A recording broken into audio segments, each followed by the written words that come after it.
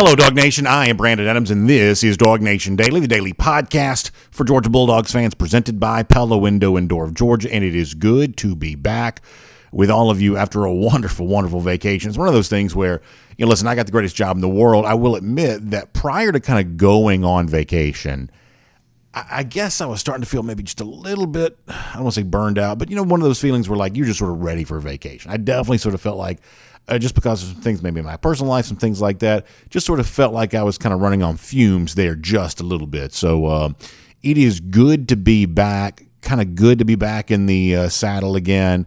And I just feel, it's just amazing what a vacation can do for you. I just feel so energized, so renewed, so excited about what's going to be happening here over the course of the next few weeks, obviously looking ahead to spring practice and all that kind of stuff, and just sort of ready for all of it. NFL Draft 2, of course, our own DawgNation cruise coming up in a few weeks, I guess. I'm excited about that there as well. So just really, really eager to just sort of be back in all of it. I will say to our friends, Michael behind the glass here, it still seems like it might be just a little bit loud, but as I said before, maybe that might just be me.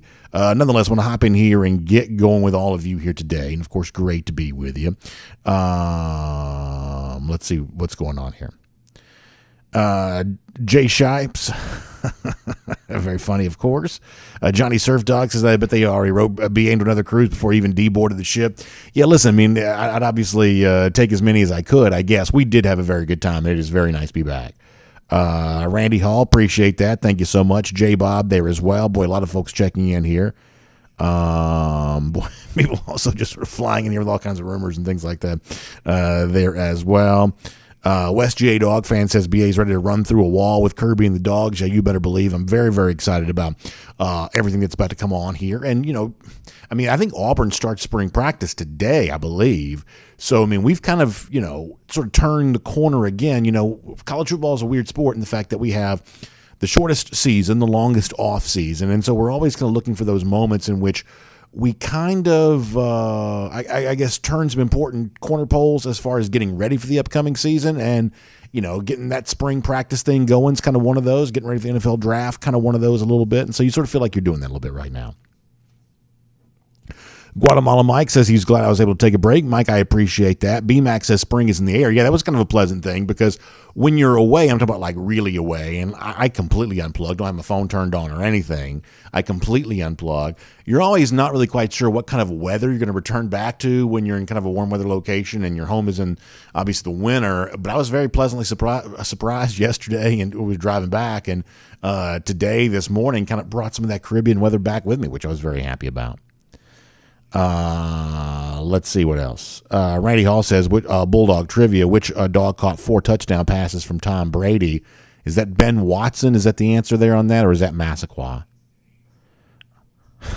Ohio Dog says, any truth to the rumor of a cruise liner being called the Brandon Adams being commissioned? I don't know about that. I don't know if that's true or not. I will say that I feel as big as a cruise ship based on how much I've consumed over the course of the last 7 days, but nonetheless. Mark Denton, thanks for the kind words. Appreciate that. ATL Dog says he appreciate the time and the effort of the recording shows last week. Well, we obviously, as I said, I think many times, last week, we do take that part of this seriously, that if we're going to be away, that we want to do everything that we can to try to provide something good for you, try to make that, what it, kind of needs to be. And hopefully we're able to do that. So once again, on the microphone, does it not sound loud on y'all's side over there? I don't know. Are you, maybe they're not hearing me on that right now, but nonetheless, does the mic sound okay? I don't know, they're apparently not listening. All right, so anyway, Derek says, any news about spring game tickets coming down? Yeah, I haven't heard any. It sounds okay? Okay, I don't know. It sounds a little different to me. But Derek asking about any news about spring game tickets coming down. No, haven't heard that yet. What, last year were they $10, I guess? And it could be they do something like that again. I think sometimes the distributing of tickets is made a little bit easier sometimes when there's a little bit of a price associated with it as opposed to trying to disseminate them for free, because ultimately sometimes when the tickets are only free, you saw some of this even with the championship celebration this past year. When the tickets are free, all of a sudden they end up in the hands of people who end up not using them, and that makes them not eligible for somebody else to use them either. So a little bit of a price, if it's not too much of a price, but a little bit of a price sometimes makes the actual distribution of tickets probably a little bit easier. And so, so I'm guessing you may see about a $10 price tag on that, and you may hear more about those at some point in time. All right, let's see what else. Johnny Surf Dog says he can see me on the front of the ship, a la Titanic, top of the world with the arms stretched out. Yeah, something about that. Keith Finney says I'm rubbing in with my pretty boy tan. I don't know about that. I do like. My goal is to be tan year round. Listen, if you can't tone it, you tan it. And that's pretty much my theory on life there. Okay, so it's 4 different dogs that each caught a touchdown pass from Brady. Mitchell, Wiggins, Watson. So there you go. Nola Dog says he was on vacation last week too, but in the mountains in the cabin there. So there you go on that. Keith Finney says Carson Beck has to be the sure starter, right? I don't know if I would be too sure about anything as of yet. I believe it's going to be an open competition. And let's say you're listing like your odds for it. Then you might, obviously probably would rank Carson Beck as your most likely favorite there on that. But in terms of, Gunnar Stockton, I think, is a part of this. I think Brock Vandegrift's a part of this. I think the other quarterbacks in this competition are going to be heard from, too. And that's going to be one of the really fun things that we get into a lot come spring, for sure. But while you would probably list Beck as the favorite, and rightly so, I do think you hear from the other guys in this discussion as well. The Wild Dog says, will I be working at the Combine since Jalen Carter is not? Yeah, I don't know. I don't know about that. I don't know that anybody wants to see me doing any kind of workout such as that. Let's see what else. Georgia and Olive says, what did I bring you back? Yeah. We'll be passing out all the gifts here coming up pretty soon. Let's kind of pop up here and see some of the other earlier comments there as well. People are very, very nice to welcome me back, and I certainly appreciate that. Third Wheel says, let's see how tan BA is today. How many people bet on the shade or the redness? Well, yeah, hopefully it's more tan than not. Because, the one thing, when I was in my 20s, I didn't really use any sun cream at all. That's just not something. I don't think I spent $5 on sunscreen that entire decade. But as you get a little older, you realize that's not a very smart thing. So I use a pretty good bit of sunscreen. So hopefully not too much redness. Hopefully more tan than anything. I came out of my comments. Let me see if I can get back in here. There you go. Let's see what else is going on. Randy Hall says, I'm getting ready to experience back-to-back cruises. Yeah, there you go. Ohio Dog says, my idea of going for 3 and 23 would be 3 push-ups in 23 minutes. That's very funny, Ohio Dog. People ask about the Dylan Raiola thing, or I should say, I guess, Raiola. Jeff says it should be pronounced Raiola. I know there was some internet chatter about that. I don't have any reason to believe that's true. You got to understand something. It's very disconcerting when you come back from a cruise type thing, as I said before, because you're in the Caribbean. Phones don't work that well anyway. So I pretty much just sort of turn mine off. I go airplane mode for the entire week. And so when you turn the phone back on, I'm actually going to talk more about this in a moment. When you turn the phone back on, you have all these weird things that you're just sort of consuming like a fire hose, like rapid fire. And I guess there had been, because some of y'all had sent this to me, a little bit of chatter about, some reporting coming out of there as far as Raiola canceling what the visit's supposed to be, middle of March or something like that. That's when he's supposed to visit. I know there's been an online prediction for Raiola to Nebraska, the place he already has the family tie. But I don't have any reason to believe, I haven't really talked to Jeff too much or anything like that since I've been back, but just kind of following this the best that I can, I don't have any reason to believe that the Raiola visit that's supposed to take place in the spring is not going to take place. I don't have a reason to believe that. Do I think that you should take Nebraska seriously in the Raiola recruitment? Yeah, I guess I probably do. I have a lot of thoughts on what the future for Georgia quarterback is going to be, and they're a little bit complicated to kind of get into right now. But I don't have any reason to believe right now that Raiola visit that's supposed to take place and coming up in a couple of weeks, that's somehow off. I know there'd been some internet chatter about that, but I don't know how real that necessarily is.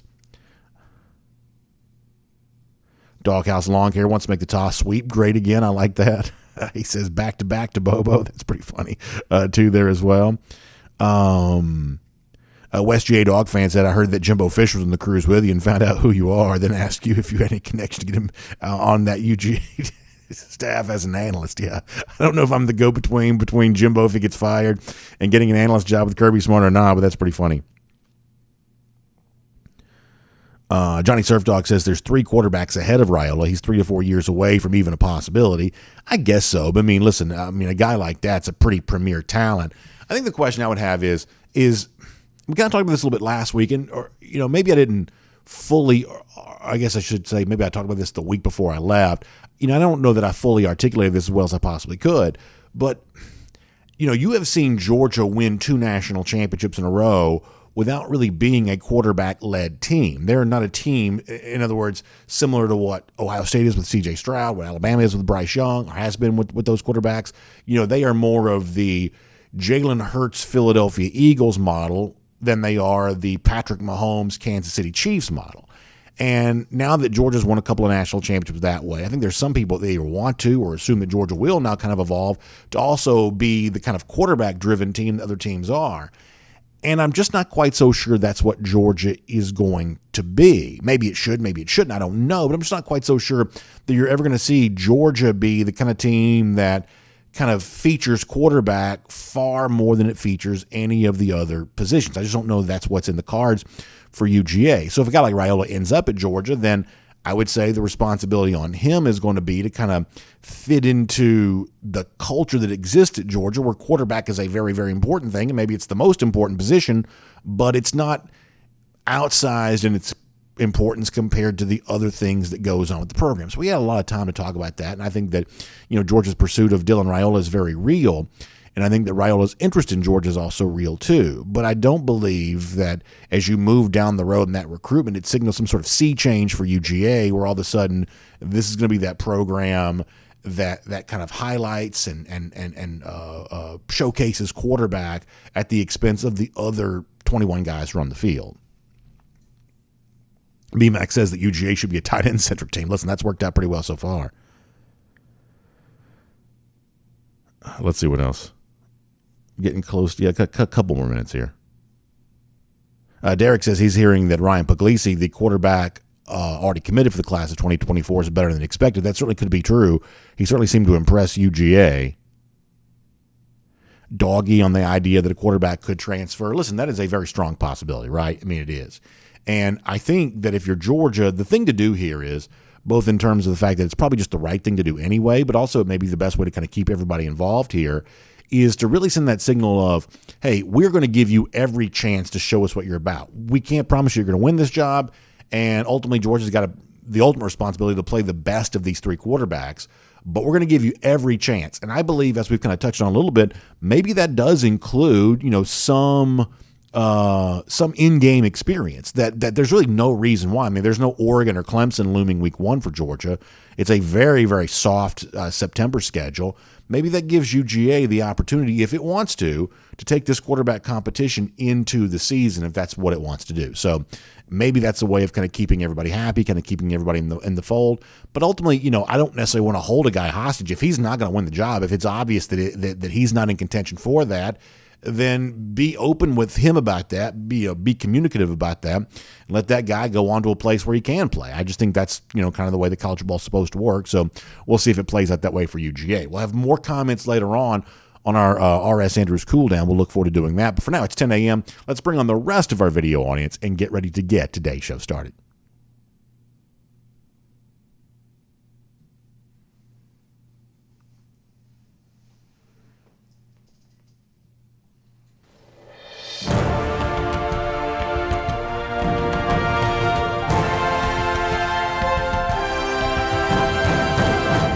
Hello, Dog Nation. I'm Brandon Adams, and this is DawgNation Daily, the daily podcast for Georgia Bulldogs fans, presented by Pella Window and Door of Georgia. And I got to tell you, folks, I am so happy to be back with all of you doing this show. I've missed it. I appreciate you tuning in last week and being part of our pre-recorded shows. Obviously, that's something we like doing for you. But there is nothing like doing the real thing live, and we're going to do that here today. A couple of fun topics, both related to looking ahead to the NFL draft, but also looking back on the past, and something from the past, if you start to really think about it, it feels a little bit different now than it used to. And if you're a UGA fan, that is a very good thing. Also, I'm going to turn the tables on myself a little bit today before we're done. Last week during our pre-recorded interviews, as just a way of kind of having some fun, I was asking our guys about their own version of Georgia's Mount Rushmore. We'd been talking about this a little bit because I forget what the actual genesis of all this was, but it kind of came about and became part of the discussion. So today, I'm going to give you my 4. Surely, probably, likely to, continue the debate that has been ongoing, but I'll give you my 4 before the show is done today. We'll look forward to doing that. John Stinchcomb, also first time to talk to John here in a couple of weeks. He was on vacation. I was on vacation. Now we're all back together, so we'll do that here coming up there as well. All of it's really fun. We're really happy to have you with us as DawgNation Daily, the daily podcast for Georgia Bulldogs fans, presented by Pella Window and Door of Georgia, begins right now. Today's episode of DawgNation Daily is brought to you by Pella Window and Door of Georgia, viewed to be the best. Presented by DawgNation.com. This is DawgNation Daily, the daily podcast for Georgia Bulldogs fans. Here's your host, Brandon Adams. So I had a very interesting thought occur to me as I was driving back from my cruise. And first of all, it is great to be back with all of you here today. Fun to be live, fun to be doing this show the way we always do. And it's one of those things where you've been away for a week, and I was completely unplugged. I'm totally unaware of anything going on in the world, which is exactly the way I think a vacation should play out if you're lucky enough to be able to do that. And as I kind of got reacquainted with the sports conversation a little bit over the course of the last 24 hours, there was one thought about Georgia football that kind of really struck me in an interesting way. I want to share this with you coming up in a moment. I want to start with something different and get to that in a moment. But if you're a UGA fan, not only has your present been changed by how successful Georgia is, and not only is the outlook for the future incredibly bright, there is also now maybe a little bit of a reconsidering of the past, which I think is really interesting, and we're going to get to that here coming up in just a moment. Let me just say one more time how great it is to be back with all of you here today. Let me begin, though, with this. I think one of the most interesting figures on Georgia's roster the last couple of years, and one of the most interesting figures from the sort of ranks of former Georgia players now moving on to the NFL draft, is cornerback Kelee Ringo. A lot of people think they want to be famous, and yet, when you actually get a taste of fame, you realize sometimes it kind of brings its own set of challenges. Ringo has been among the more famous players on the Georgia roster because of his connection to the great interception against Alabama that kind of sealed the deal for Georgia's national championship. A lot of you have paintings of Ringo kind of hanging in your basement somewhere. A lot of you have kind of gone out and gotten his autograph. Kelee Ringo is this like historic figure at Georgia because of his connection to that great play. But when you have that level of fame, all of a sudden a lot of eyeballs kind of gravitate towards you in a way that maybe doesn't exist for the average player who's just not as connected to such a historic play. So this past year, I would say that Kelee Ringo at times became one of Georgia's more polarizing players. And at times, maybe Kelee Ringo probably had a couple of moments in the field that he wishes kind of had played out different than they did. He also was a part of a couple of great moments for Georgia there, too. He's really no different than any other player in that regard. When you're playing at a high level, you're not going to bat 1,000 in any situation. And, Ringo had some great moments in coverage and a couple of times maybe got beat in coverage. And, all of that sort of told the story of his season.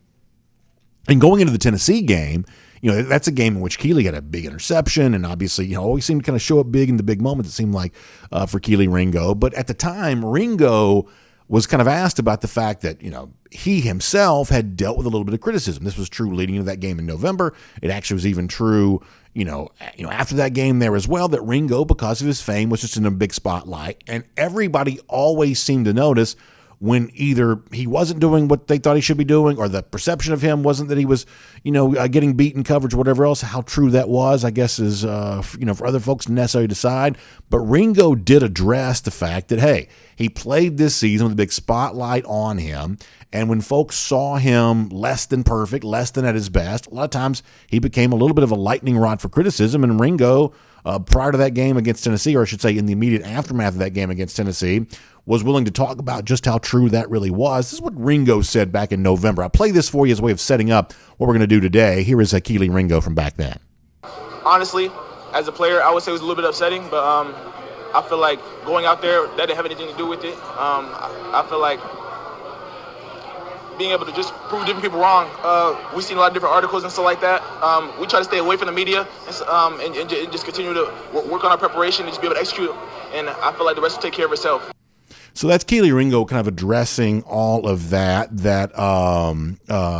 that, he knew he had that criticism, and as a player, you sort of shake that off and kind of go about your business. And obviously, that was important for Ringo to do during the season, but that same attitude is probably going to serve Kelee Ringo well now as he moves on to the NFL draft. Because once again, Ringo is one of the more talked about prospects in this upcoming NFL draft, but he's going to be talked about in such a way that some folks are going to really like what he brings to the table, and some folks maybe see some moments during the season where they're questioning, is this guy worthy of being a first-round pick? And I think you see a lot of this reflect in something that Daniel Jeremiah, who I think of all the NFL draft analysts, I believe that Jeremiah is probably the best. Works the NFL Network. And Jeremiah did one of these calls with reporters of the day where, you got a chance to ask him questions. I think that you've seen some of this at DawgNation.com already over the course of the last couple of days. And the subject of Kelee Ringo came up. And I think that Daniel Jeremiah did a really good job of kind of laying out, kind of the debate that centers around Ringo right now. Let me read this to you a little bit, kind of a longer quote, but I want to read you the entire thing, or at least a portion of the quote here from Daniel Jeremiah. He says that Kelee is going to be, I don't want to say polarizing, I just think he's going to fit certain teams. He's not going to necessarily fit others. I think there's a real chance he goes in the first round, especially when he puts on a show when he runs. He's a little rigid, though. He's a little bit tight. I think if you are a cover 3 team, you're going to love him. I like him as a player. You watch him as a gunner, you watch him on kickoff. That tells you a lot about a guy of that stature, that type of recruit, that type of reputation as a defensive player to not only be on teams, he means special teams, but to be playing with maximum effort and be a good player on special teams. I think it tells you a lot about him and his makeup. Once again, that's Daniel Jeremiah, NFL Network, recent conference call with reporters speaking about a range of NFL draft topics. Now, let me break down a couple of things from this here for a moment. First of all, on the Ringo topic in particular here, I think if you're a UGA fan, this really kind of draws the lines of a real topic that's going to play out for us over the course of the next few weeks. As you head towards the NFL draft, exactly how Kelee Ringo is viewed. And for me, I am not as big into the NFL draft conversation as maybe some other people are. That's not my thing as much. I like the draft. I don't like the pre-draft process necessarily quite as much. So I may not get into this part of this as much as maybe some of you like to, some of you will. But I'll tell you this: given what Ringo has given to Georgia, obviously his fingerprints on the great play at the end of the 2021 season, the interception against Alabama, but also being a big guy as a part of Georgia's last 2 national championships, knowing that the opportunity exists for Ringo to kind of move into the first round here to really cement himself as a first-round pick, you better believe I'm going to be rooting hard for that to happen. I know many of you will be there as well, but you better believe that's what I'm going to be rooting for to happen, because Ringo has given a lot to Georgia, and I'd love to see him rewarded as a first-round pick. And Jeremiah kind of sets it up that he's either kind of top into the second round, making his way into the first round, and how he kind of performs in some of these pre-draft events is going to kind of determine how a lot of that plays out. So I don't have to tell you that is what I'm rooting for. But that's not the only reason why I share the quote from Daniel Jeremiah, because I think beyond just the central debate here around Ringo of whether or not he is or isn't a first-round pick, a story about a guy like Kelee Ringo, I think, also gives us a strong indication of sort of what makes Georgia Georgia. And as you see Ringo get a chance to kind of prove that he really is supposed to be a first-round pick, what Jeremiah says there is a little bit of a reminder that there is just something special about these guys that come out of Georgia right now. We saw teams gravitate towards that in the 2022 draft at the end of the 2021 season, and we may see the same thing again here this year as well. And in fact, if you don't mind, can I see that Jeremiah quote on the screen one more time? Because I want to read the second part of this to you again, because this to me is one of the things that makes Georgia Georgia. Can I see this one more time on Jeremiah here? He says, you watch him on kickoff. That tells you a lot about a guy of that stature, that type of recruit, that type of reputation as a defensive player to play on special teams. In other words, Ringo's a 5-star guy. Ringo's a guy that began his college career with the idea that he would very likely have a chance to be a first-round pick at the end of his college career, and yet he still plays on special teams. And not only does he play on special teams, as Jeremiah says, he plays with maximum effort, and he's a good special teams player.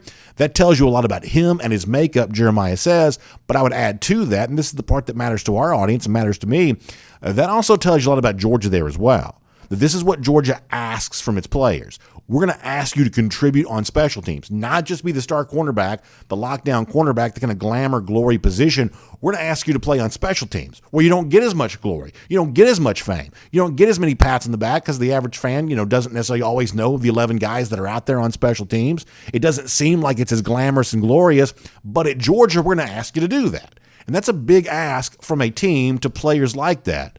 That's a big ask. But the reward for that is guys like Daniel Jeremiah notice you, and guys like Daniel Jeremiah say, when it comes to the debate about whether or not Ringo should or shouldn't be a first-round pick, the fact that he played so well in special teams, the fact that he was a willing special teams player, maybe that's supposed to be the kind of deciding factor that determines, he really should be a first-round pick because of what he is doing on special teams. Doesn't that say a lot about what Georgia is all about? And doesn't that kind of reinforce a lot about what the Georgia culture has been all about?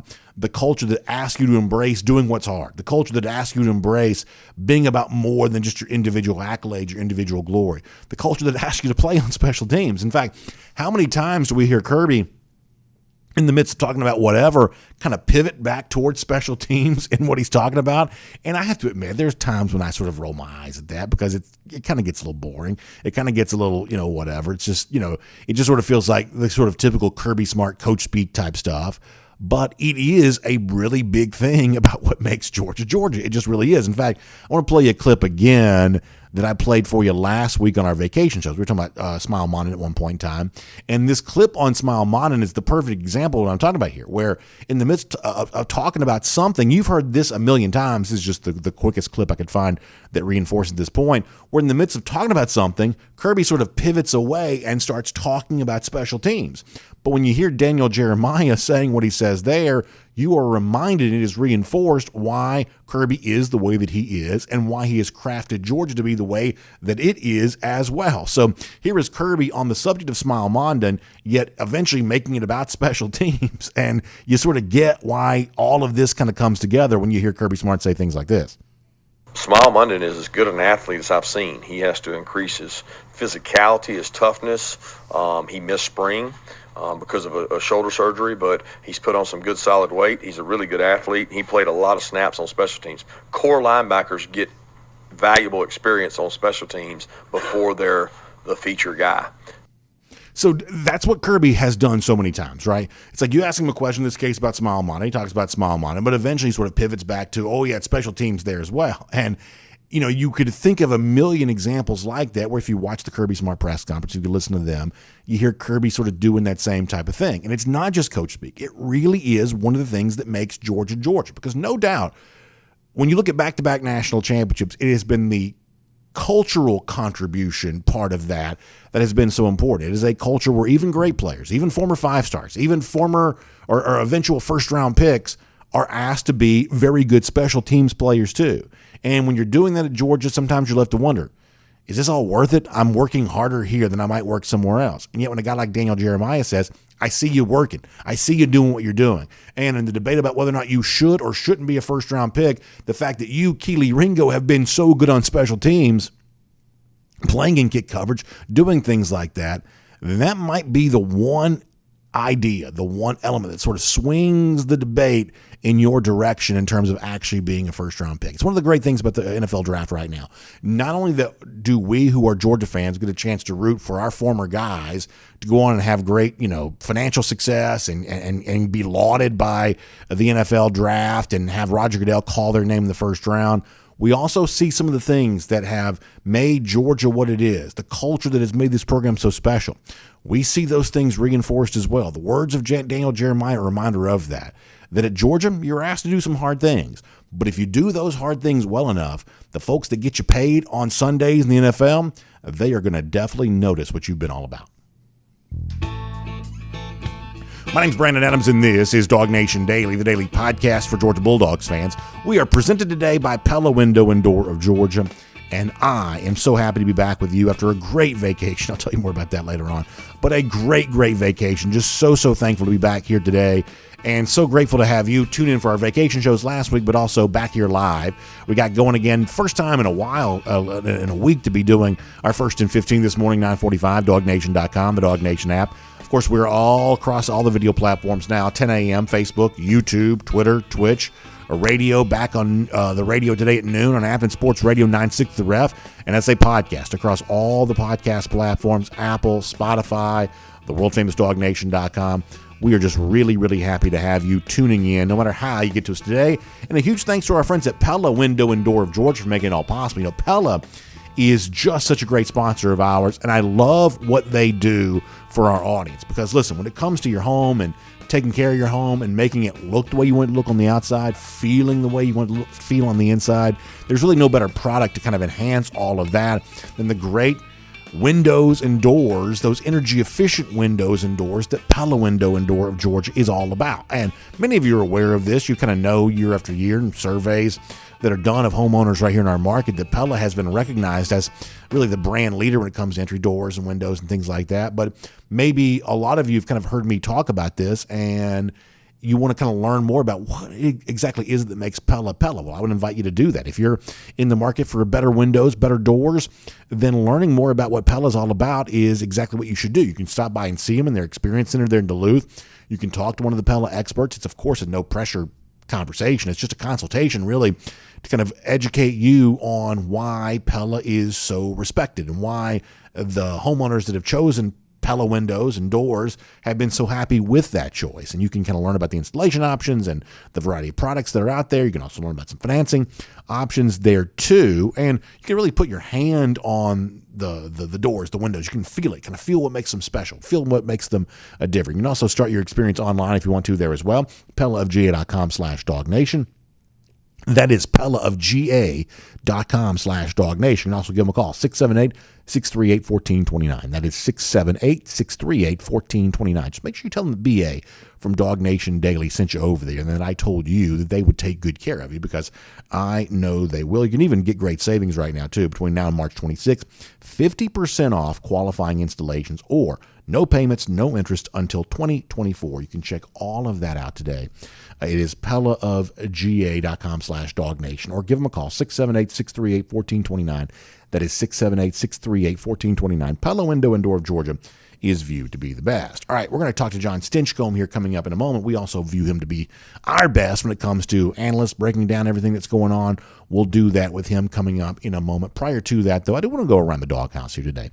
I told you before that there's this kind of, thought that occurred to me yesterday, and it was kind of an appealing idea to consider based on how tormented some of us have kind of been in the past. I'll give you a little bit of a quick backstory here. So when I go on a cruise, go to the Caribbean, something like that, I like to kind of like completely unplug, completely unwind. So I, for the most part, just leave my phone on airplane mode the entire time.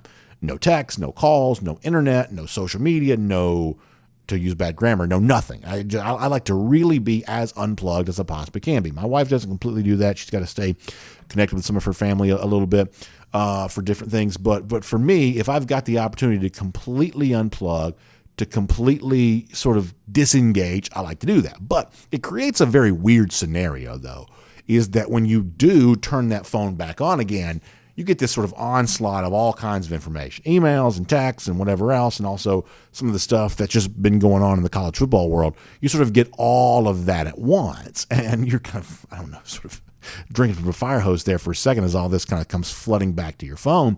And one of the things that I noticed, I guess, over the weekend, I guess it would have been yesterday, the yesterday was February 26th, and February 26th is 2/26.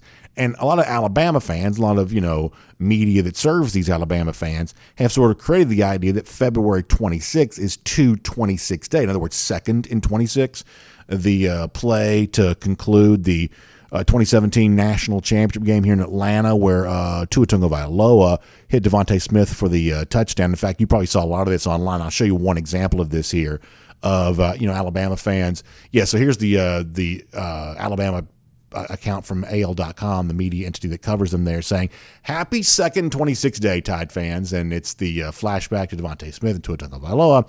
Happy 2/26 day and all that kind of stuff. And Alabama fans have just sort of thought that was so funny for quite some time. But here is the thing that I noticed yesterday. Maybe you've noticed this too. Maybe you haven't quite articulated this way, or maybe you have. Doesn't it feel like because of back-to-back national championships for Georgia, that whatever power used to exist around 226 and second and 26 day, or that one time the Alabama marching band kind of made the second and 26 sort of thing on the field as they were performing. Doesn't it sort of feel like whatever energy existed around that, whatever power existed around that has just gone away, that it doesn't exist anymore, and that whatever sting that maybe Alabama fans tried to kind of throw Georgia fans' way because of this, it's just sort of gone now, because now that Georgia's won back-to-back national championships, all of a sudden what has happened, 5-6 years ago in the past, all of a sudden that just doesn't feel like anything anymore. And if anything, doesn't it seem like that day, which at the time, listen, we're not going to lie, that was devastating. I remember being on the field, really only a few feet away from Smith when he caught the touchdown. At the time, that was devastating. And, I mean, at the time, it was one of the most painful things that Georgia fans had experienced.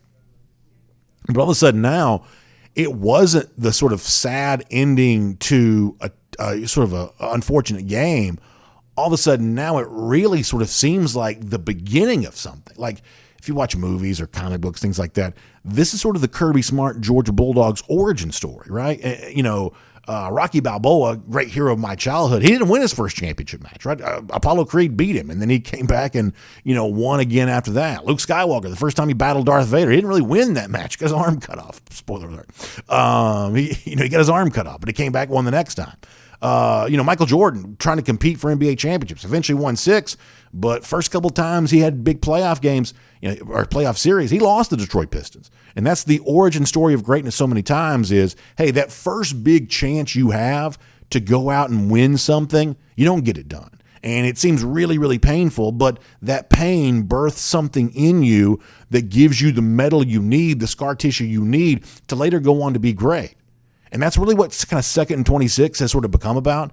Yeah, at the time it felt like another great moment for Alabama, but now it just sort of seems like ancient history for Alabama. And yet for Georgia, it seemed like the start of something really special and historic that has moved on to become back-to-back national championships.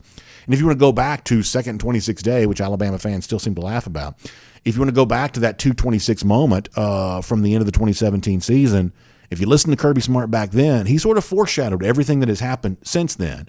And since Alabama fans seem so intent to kind of go back and remember the past, let's remember this part of the past too. This is what Kirby Smart said way back then. We told our team that this game wouldn't be decided by past traditions or anything else. It was going to be decided by performances that were happening on the field. And our guys performed on the field, competed.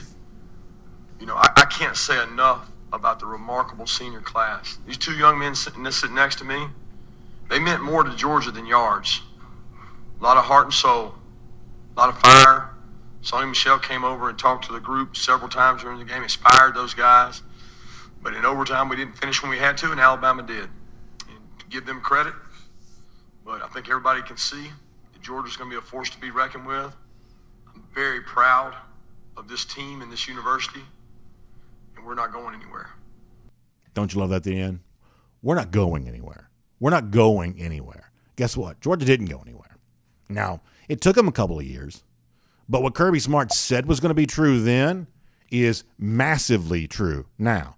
Back-to-back national championships.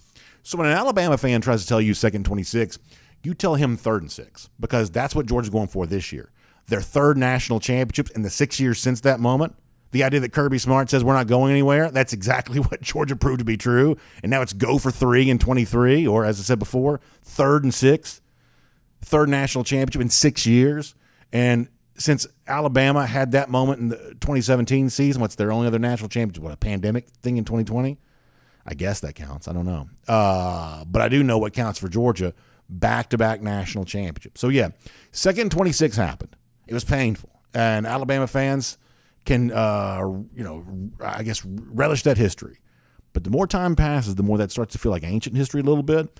And the more what actually that day might be remembered for is the origin story for a new dynasty, the one that's taking place at Georgia here right now. So couldn't help but notice that with a lot of Alabama fans on social media and a lot of the media accounts out there that kind of serve those Alabama fans while they were having fun with second 26. I have to say, as a Georgia fan, second 26 now sort of means something a little bit different than it used to me. Maybe it does to you there as well. We'll make that around the DawgHouse here today on DawgNation Daily, presented by Pella, Window and Door of Georgia. All right. Before we are done on today's show, last week while I was on vacation, I asked a lot of our guys who joined us to kind of give me their Mount Rushmore for Georgia football. So I'm going to turn the spotlight back on myself and give you my official answer to that before we're done here today. Just going to put a little bit of a punctuation mark on that. But for now, on everything that's going on with Georgia football, getting ready for the NFL draft and all kinds of fun stuff, they're on all of that. Let's talk to John Stinchcomb right now. First time in a while for us, so we're looking forward to it right here on DawgNation Daily, presented by Pella Window and Door of Georgia. From Athens and across the SEC or wherever the recruiting trail may lead, here's a DawgNation.com insider. John Stinchcomb, it is great to have you back. You had a skiing trip. I had a little cruise, and now we're all back here together, and I hope you feel as energized coming off your vacation as I do from mine. I love being away, love coming back, and it's just kind of funny. You have a whole new outlook on life after something like this. So just really, really excited about that, and great to be able to talk to you again here today too, John. Oh, absolutely. It was a great month, and it's amazing how much has happened in February for the Dogs while we were gone. Yeah, no doubt about that. Now, I got to ask you, you're kind of a big guy. How do you handle the ski slopes? I mean, you're a tall guy, big dude. You're certainly not, anywhere near your playing weight, but you're still a bigger guy. How does a guy like you handle the ski slopes? Oh, like a real athlete. And considering you didn't get to see me out there, I can tell you whatever stories I want at this point. No, I enjoy the slopes. They're fun. It was one of those things where while you're playing, you don't want to get out there and risk it too much. But now that you're done and you're on the backside of things, it's good to get out there and enjoy some snow. So it's funny. I'm grateful to be skiing with my kids, but it's amazing how sore you get. That first night, I was like, I don't know if I can ski the next 2 days. I hadn't worked out like that or worked those muscles in a long time, but it was a lot of fun. And, one of the things I was talking about before you joined us is, so I'm coming back from vacation yesterday, and you get online for the first time, you start seeing what people are talking about, and you see a lot of Alabama fans kind of reminiscing about the second and 26th moment from the 2017 season, because yesterday was, I guess, February 26th, 226 day, they like to call it. And, John, I don't know if you feel the way that I do, but to me, there is so much sting that's kind of taken out of the past because of how great the present is for Georgia, and what seemed like a really great moment for Alabama at the time. It certainly was, but over the course of time, that starts to feel a little bit more like ancient history. And for Georgia, even though that was kind of painful, it was in a lot of ways validation that Kirby Smart was the kind of coach that could get Georgia to a national championship game. He did it in just his second season. And Kirby, after that game, said, hey, we're not going anywhere as a program. And sure enough, a few years later, now Georgia's got 2 national championships of its own. Are you like me in that, revisiting some of those moments from the past that were painful at the time, they don't quite seem so painful anymore, do they? It's amazing how winning can take the sting out of some of those moments in the past. I know you look back at even the Chris Connolly catch on the one years ago, and the fight that had, and that seems like a distant memory now. You win a couple national championships, and it's a little more palatable going into those discussions, whether it's with a Alabama fan in a comment section or otherwise. When you're coming off back-to-back natties, it's a much better platform to view just about anything. And for me, the other thing this brings about, John, is it's sort of hard to kind of put yourself mentally where you would have been way back then or anything like that. But I think when Kirby has had the kind of success that he's had, there's a way in which you look at it where it sort of all seems fated. This was all sort of guaranteed to happen, because how could it not have been? It's been such a steamroller the last couple of years. But back then, things were anything but certain. 2016, Kirby's first year, there were a lot of folks who wondered if Georgia might have buyer's remorse about hiring him, just given the fact that they only went 8-5 that first year, and Mark Richt was having great success at Miami. And of course, you and I both, love Coach Richt, so you're happy for him. But there was this thought of, are you really sure you made the right decision to kind of move away from Richt to move towards Kirby Smart? That was a conversation that was going on. And when, Georgia was losing to Alabama in 2017 and coming back and losing to Alabama again in 2018, there was also this thought of, well, is he really going to be able to get over the hump and beat his old boss?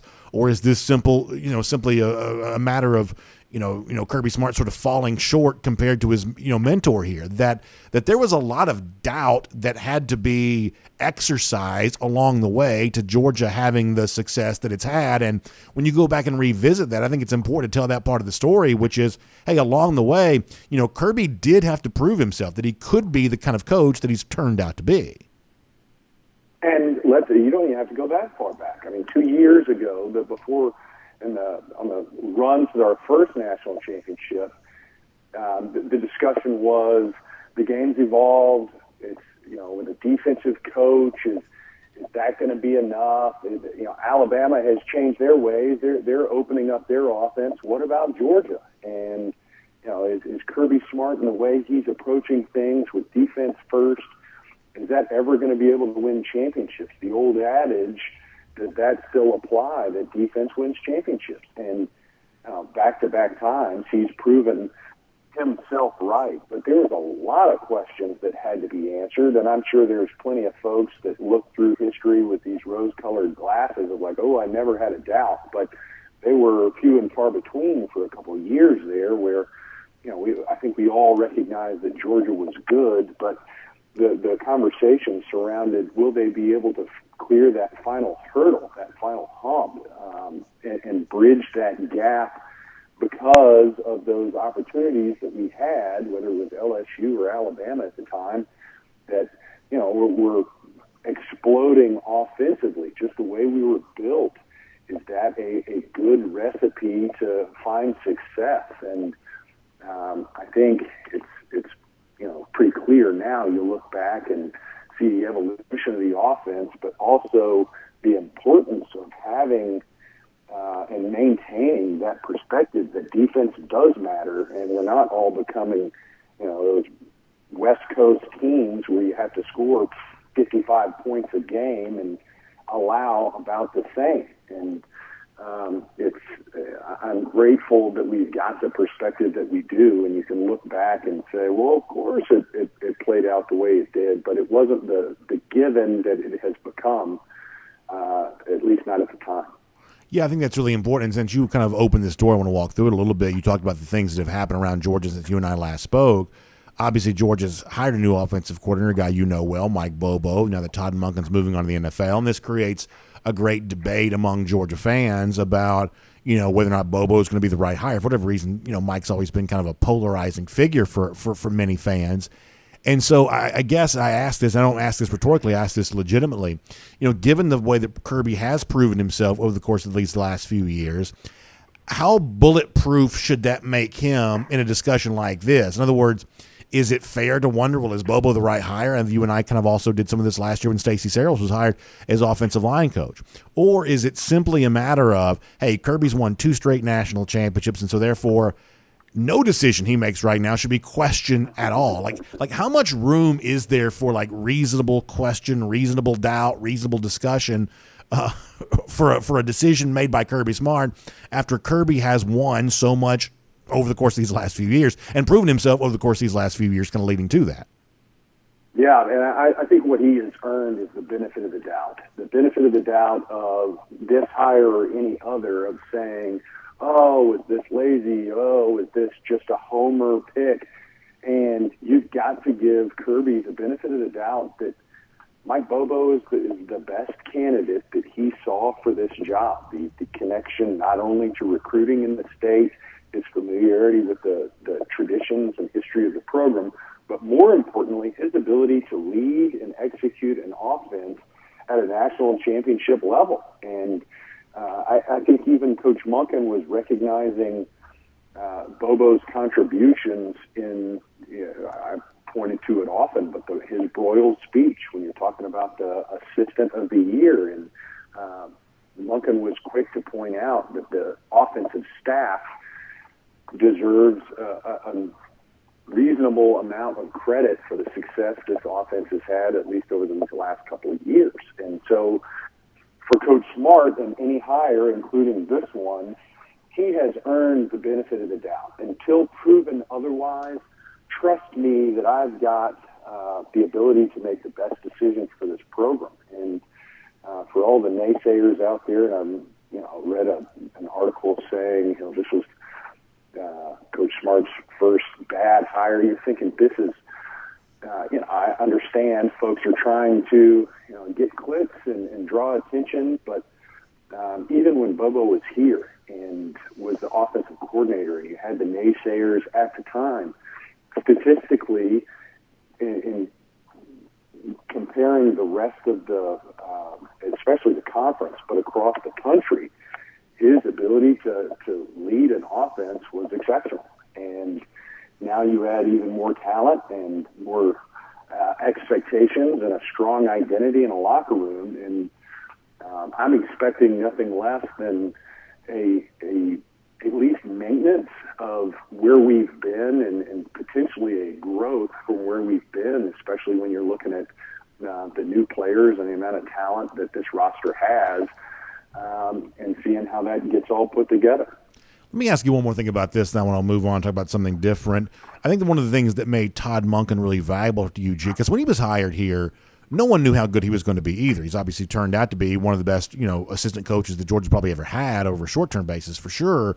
But at the time, people didn't necessarily know that. And I think mostly people still thought the Monken hire was positive when it was made, because it did kind of represent a little bit of an outside voice at a time in which maybe some people thought Georgia needed a little bit of an outside voice offensively. With him gone, now Georgia doesn't really have that, what I'll call outside voice anymore. It's a lot of guys who are sort of cut from a similar cloth to Kirby Smart here on this coaching staff. How valuable do you think Monken as kind of an outside presence really was to UGA? And do you think that Georgia's going to miss that component to this coaching staff, which doesn't seem to be in place? On the flip side, there's a lot of cohesiveness, which is also really valuable too, but you don't really kind of have that sort of outside agitator presence on this staff anymore.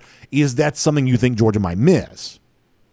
Yeah, I think it's always good to have a variety of perspectives that can challenge one another as long as they're educated and well thought out. And I think you look at this staff, and especially last year, you can see these are some pretty smart guys in the room that are putting together game plans and evaluating talent and looking for opportunities to accentuate those individual skill sets. And I think that's what Monken has brought to the table most, that I'm hoping we can retain to some level. And it was his ability to look at the players and say, we can create opportunities for each guy to really highlight what they do best. And, dating back to James Cook and obviously Brock Bowers, and looking at the various ways Darnell Washington that they're unique,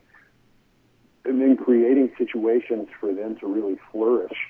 I think it's one of the things that sets him, Coach Monken, apart, and it's probably why he's going back to the NFL, because that's a common mantra as you're looking at matchups and you're trying to identify individual ways to capitalize on, anytime you see a spike in the graph, so to speak. If you see a matchup that you're trying to exploit, and then trying to create situations as much as possible to put yourself in a position to take advantage of those spikes. So whether or not, it certainly doesn't have to replicate directly the way he approached game planning and scheming and calling plays on a Saturday, but hopefully one of the retaining features that this offense holds is its ability to put individual players in situations to really excel. And it's less dependent on what the overall approach is, and more flexible to being able to create and adjust based on the skill sets that are available. I want to talk about NFL draft stuff here for a moment, and obviously this is a thing well, the pre-draft process. You went through this and went on to a very good NFL career with the New Orleans Saints. But for the guys who are doing this right now for Georgia, John, I'm curious just what you think is interesting about this right now. But for me, what I sort of find interesting about Georgia and its kind of pre-draft situation here is is it seems like you've got a lot of swing prospects right now. I talked about Kelee Ringo as being one of those guys a little earlier, one of those guys that could perform his way into the first round or maybe falls to the second. It seems like Nolan Smith's a little bit of that too, coming off of injury, maybe a different type of evaluation, but a guy that could be in the first round or maybe not. I think that Darnell Washington's probably a little bit like that there as well, where, the high-end projection has those guys going in the first round, but there's also a chance that they could sort of slip out here a little bit as well. And I guess that to me is what's interesting, is rooting for these guys as a Georgia fan, which I am, rooting for these guys who've given so much to Georgia to get that confirmation, that affirmation here by hearing their name called by Roger Goodell. It seems like over the course of the next few weeks, we're going to have a lot of those type guys to root for who, based on how Pro Day goes, or in some cases the scouting combine goes, these are guys that could sort of perform their way into the first round here, and I don't mind telling you, I hope that they do. Oh, yeah, and this is exciting for us. It can be very stressful as a player during those times because you just don't know. I mean, I don't think folks were expecting Trayvon Walker to go number one overall, and you're so excited when he does. And same thing for Quay Walker. He's the first linebacker taken, and then we're watching for Nakobe Dean's name to be called last year, or Jamari Salyer. So it's always in the eye of the beholder. You're just hoping that there's a team or two that looks out there and says, this guy fits in what we do really well. We got to have him. But as I train offensive linemen getting ready for the draft now from across the country, you just don't know. And oddly enough, it's funny when you're looking at statistics and saying the rosters, I think it's barely half are filled with draft picks as compared to undrafted free agents. And that's a mind-boggling statistic when you think how much effort and time and money is spent on evaluating talent coming out of college, that you think their success ratio of getting it right on guys that they're spending money on and saying, hey, this guy's going to help our team, as compared to the free agent that's able to float through 7 rounds and not even get picked up. It's pretty startling. But I think what the advantage that the Georgia players have is the level of competition that they've seen, not just on Saturday, but during the week. And I think you can see how that translates on Sundays in their preparation level as they transition from college to pros.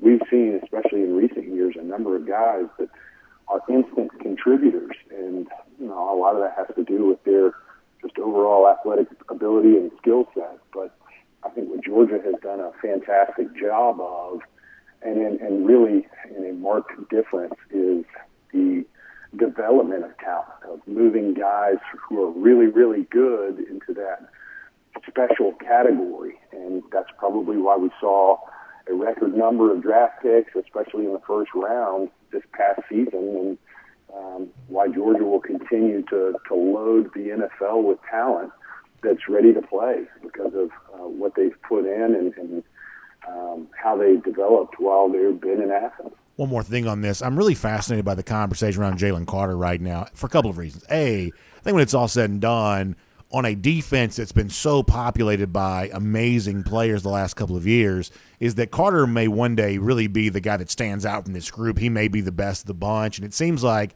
he has a very good chance of being number 1 overall pick. I know Chicago's kind of shopping some trade options for that number 1 pick here right now, but certainly Carter has a chance to go number 1 overall no matter who ultimately ends up making that pick. And you get the sense, based on the way that he's being discussed right now, that he really kind of has the image of being kind of a special prospect, a sort of a special draft. And there's a number 1 pick every year, but it seems like there's a chance that if Carter gets that spot this year, he may, really arrive with a huge level of expectations at the next level. One of the better interior defensive line prospects we've seen in quite some time. What do you think about Jalen? And I guess how remarkable do you think his chances are for great NFL success? Oh, well, last year when I'm talking to NFL scouts, what's funny is you're talking about how loaded the defense was and how many first-round potential players they had, and the special defensive line players that they have, and Jordan Davis and Devontae Wyatt, and to a person, They were like, well, the arguably the best one with the highest ceiling isn't available in this draft class. And obviously they were talking about Jalen, who's coming out this year.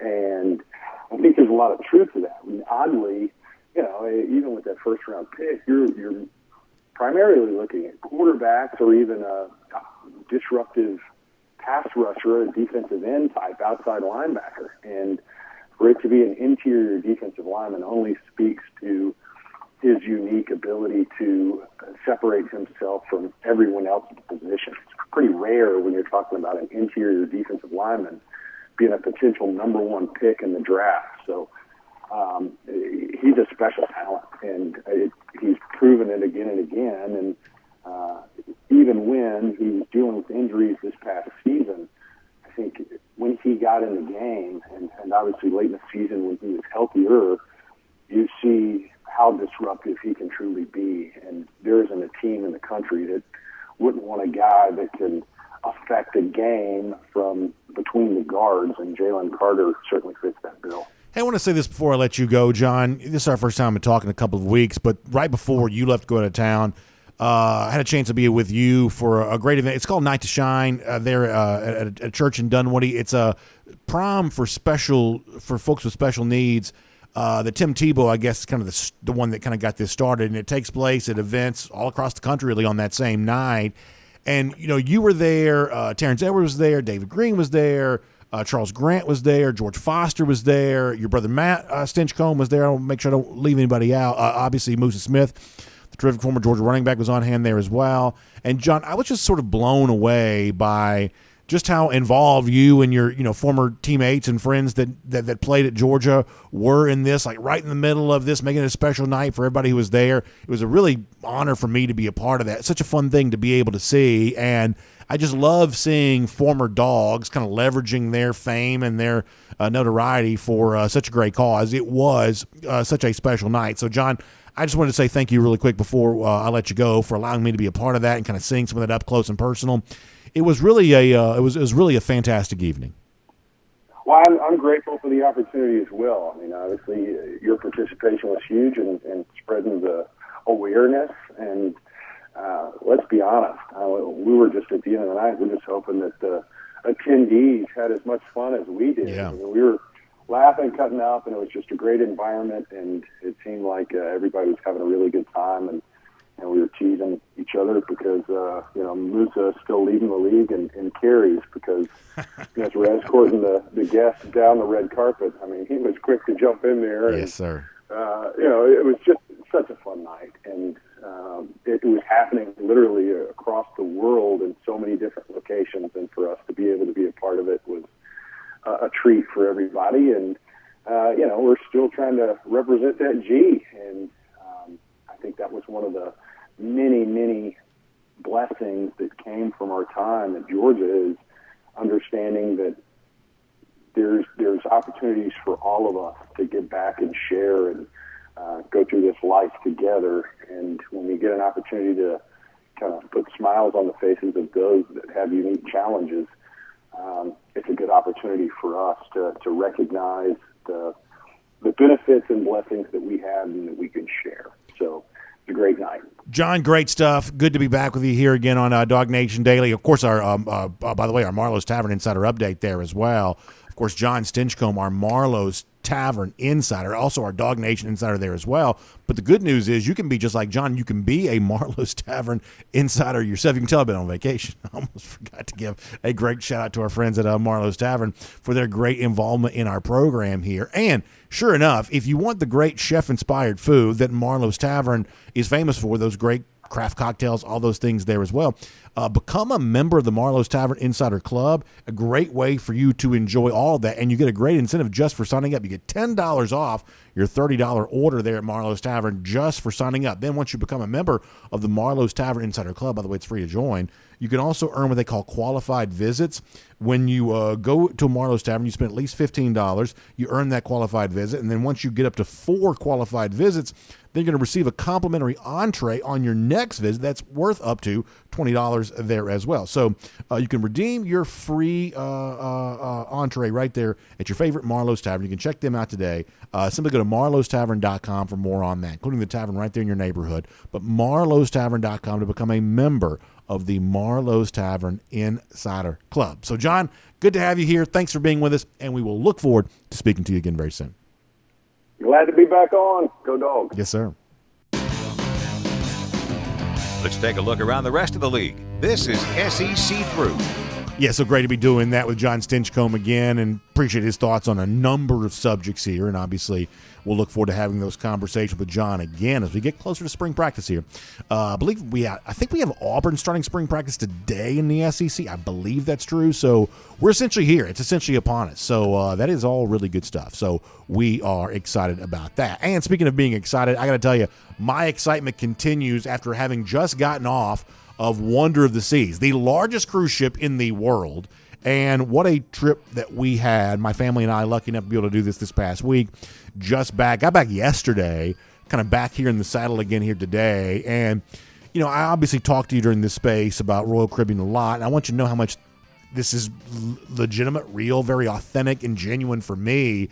Got a chance to take my kids on a cruise for the very first time. And I'll never forget this. I really won't. And there are so many great things I think I could tell you about. And over the course of the next few days, I'm sure I'll tell you about plenty. But for me, the thing that I'll probably end up remembering the most about this cruise was, you know, at night we would all be together at dinner. We'd go to the main dining room. We'd have dinner there. And to see my, you know, kids kind of getting a little bit dressed up and, you know, kind of sitting at the table. And, of course, it's kind of, you know, white tablecloth. You got all the silverware out and all the, you know, the different, you know, sort of fancy sort of things that you kind of do for a great dinner on a cruise ship. But to just share that time with them and talk about what they would remember from the day and what we're going to do that night, we're going to do tomorrow. And I don't know, there is something about a great dinner like that kind of brings about a conversation that you just don't normally have in the real world when, you know, it's easy to want to be on your phone or it's easy to want to eat in 15 minutes and kind of, you know, run on to the next thing. This is one of those things where you sort of sit, you pause, you take a little time. And I don't know, you kind of got to know each other. And that's what really a vacation is all about, is kind of deepening that connection that, you know, we have with each other, my wife and I, our relationship with our kids too. And I just got to tell you, that was mission accomplished for us on that cruise. That's really why we went on the cruise. We wanted to share this with our kids. We wanted to share this with our, you know, as our family. We felt like we really needed it. I'm sure you probably feel the same way.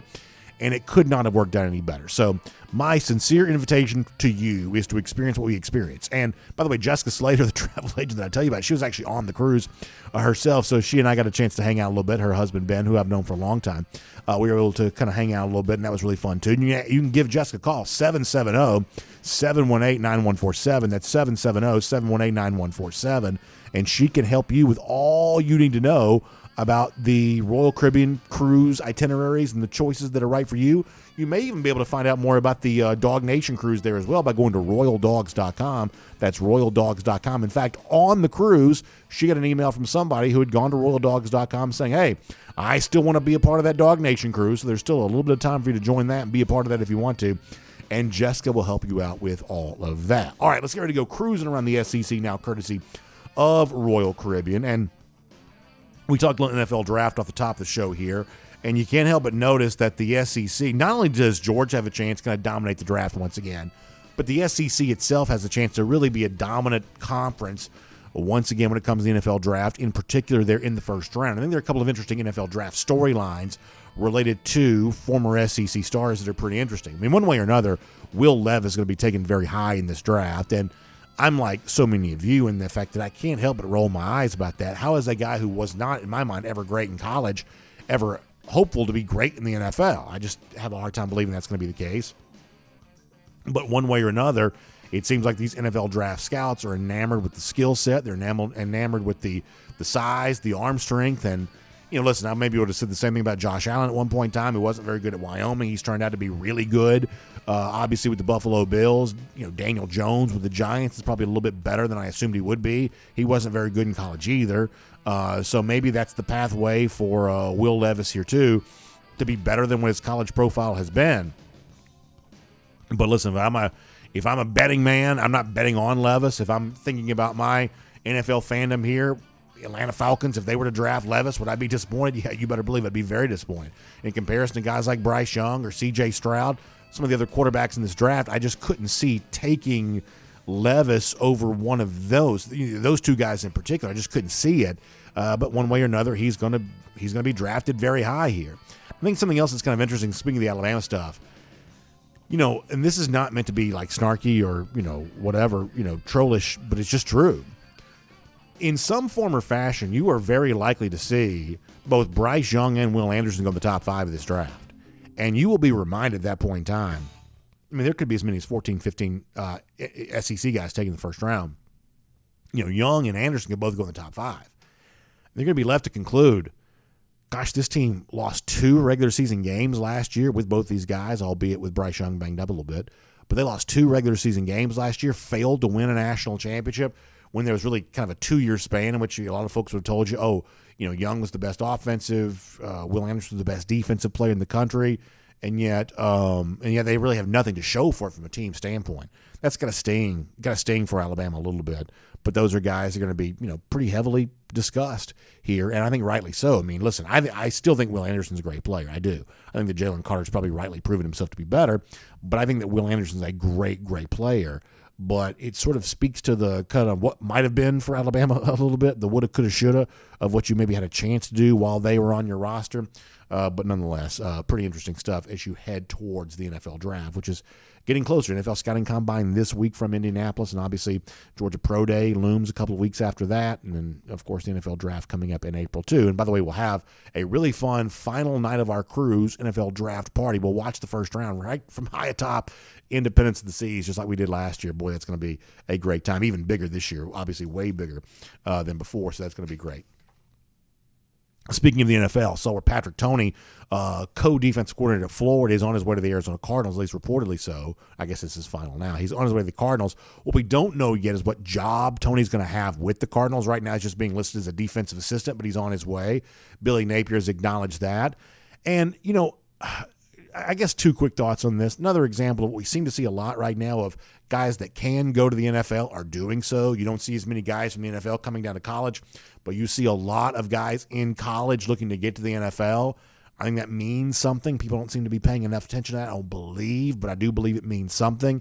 And this is, I would say, another example of that. But beyond that, here's the other thing that I think this says about Florida right now. And once again, this is not meant to be trollish or, obviously relish the idea of being a Gator hater. I believe a good Georgia fan is a Gator hater first and foremost. We don't make any, false assumptions here. We are true Gator haters in every sense of the word.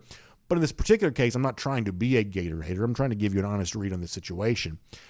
I think if I'm looking at 1 year's worth of Billy Napier, kind of moving into year 2 on the field, I think the one thing you have to say is, at the very least, it is unsettled at Florida right now. You're losing a guy like this after 1 year on the job, now going on to the NFL.